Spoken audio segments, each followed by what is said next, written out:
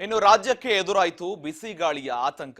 ಮುಂದಿನ 2 ತಿಂಗಳು ವಾಡಿಕೆಗಿಂತ ಅಧಿಕ ಬಿಸಿಲು ಇರಲಿದೆ. ಉತ್ತರ ಒಳನಾಡಿನ ಜಿಲ್ಲೆಗಳಲ್ಲಿ ವಾಡಿಕೆಗಿಂತ ಅಧಿಕ ಬಿಸಿಲು ದಾಖಲಾಗುತ್ತೆ. ಗರಿಷ್ಠ ಕನಿಷ್ಠ ತಾಪಮಾನ ಈಗ ಅಧಿಕವಾಗುವ ಸಾಧ್ಯತೆ ಕೂಡ ಇದೆ.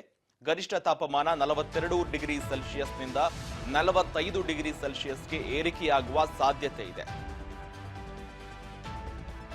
ಮುಂದಿನ 2 ತಿಂಗಳು ವಾಡಿಕೆಗಿಂತ ಅಧಿಕ ಬಿಸಿಲು ದಾಖಲಾಗುತ್ತೆ.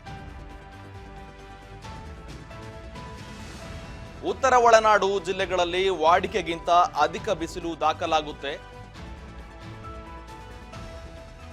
ಈಗಾಗಲೇ ಹೆಚ್ಚು ತಾಪಮಾನ ಕೂಡ ಉಂಟಾಗ್ತಾ ಇದೆ, ಅದರ ಪರಿಣಾಮ ಕೂಡ ಕಾಣ್ತಾ ಇದೆ. ಈಗ ಹವಾಮಾನ ಇಲಾಖೆಯಿಂದ ಅಧಿಕೃತವಾಗಿ 42ರಿಂದ 45 ಡಿಗ್ರಿ ಸೆಲ್ಸಿಯಸ್ಗೆ ಏರಿಕೆಯಾಗುವ ಸಾಧ್ಯತೆ ಇದೆ. ಈಗಾಗಲೇ ಬೆಂಗಳೂರಿನಲ್ಲಿ 34ರಿಂದ 35 ಡಿಗ್ರಿ ಸೆಲ್ಸಿಯಸ್ ದಾಖಲಾಗ್ತಾ ಇದೆ. ಈಗಾಗಲೇ ಬೆಂಗಳೂರು ಮಂದಿ ಸುಸ್ತಾಗಿದ್ದಾರೆ, ಇಷ್ಟು ಬಿಸಿಲು ಯಾವತ್ತೂ ನೋಡಿಲ್ಲ ಅಂತ ಕೂಡ. ಈಗ ಮುಂದಿನ ದಿನಗಳಲ್ಲಿ 2 ತಿಂಗಳಲ್ಲಿ ವಾಡಿಕೆಗಿಂತ ಅಧಿಕ ತಾಪಮಾನ ದಾಖಲಾಗುವ ಸಾಧ್ಯತೆ ಇದೆ ಅಂತ ಕೂಡ ಈಗ ಎಚ್ಚರಿಕೆ ಕೊಡ್ತಾ ಇದೆ.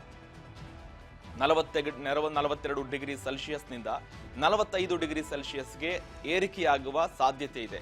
ಹೀಗಾಗಿ ಅಧಿಕೃತ ಬೇಸಿಗೆ ಆರಂಭವಾಗ್ತಾ ಇದೆ. ಮೇ ಅಂತ್ಯದವರೆಗೂ ಕೂಡ ತಾಪಮಾನ ಇರಲಿದೆ.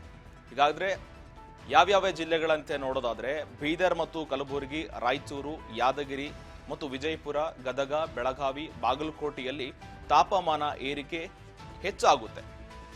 ಸಾಮಾನ್ಯವಾಗಿ ಅಲ್ಲಿ 35ರಿಂದ 34 ಈಗ ದಾಖಲಾಗ್ತಾ ಇತ್ತು. ರಾಯಚೂರು ಮತ್ತು ಬಳ್ಳಾರಿಯಲ್ಲಿ ಈ ಬಿಸಿಲು ಕಂಡಿದ್ದಾರೆ ಅಲ್ಲಿನ ಜನ ಕೂಡ. ಈಗ 42ರಿಂದ 45 ಡಿಗ್ರಿ ಸೆಲ್ಸಿಯಸ್ ಈ ಬಾರಿ ಆಯಾ ಜಿಲ್ಲೆಗಳಲ್ಲಿ ದಾಖಲಾಗುತ್ತೆ ಅಂತ ಈಗ ಹವಾಮಾನ ಇಲಾಖೆ ಎಚ್ಚರಿಕೆ ಕೊಟ್ಟಿದೆ. ರಾಜ್ಯಕ್ಕೆ ದಿನದಿಂದ ದಿನಕ್ಕೆ ಏರಿಕೆ ಆಗ್ತಾ ಇದೆ. ಇನ್ನು ಬೇಸಿಗೆ ಇಂದಿನಿಂದಲೇ ಶುರುವಾಗುತ್ತೆ. ಮಾರ್ಚ್ ಮೇ ಅಂತರದಲ್ಲಿ 2 ತಿಂಗಳು ಏನಿರುತ್ತೆ, ಈ ಮಾರ್ಚ್ ಮೇ 2 ತಿಂಗಳಲ್ಲಿ ಅಧಿಕ ತಾಪಮಾನ ದಾಖಲಾಗುತ್ತೆ. ಉತ್ತರ ಒಳನಾಡಾದ ಜಿಲ್ಲೆಗಳಲ್ಲಿ ವಾಡಿಕೆಗಿಂತ ಅಧಿಕ ಬಿಸಿಲು ದಾಖಲಾಗುತ್ತೆ.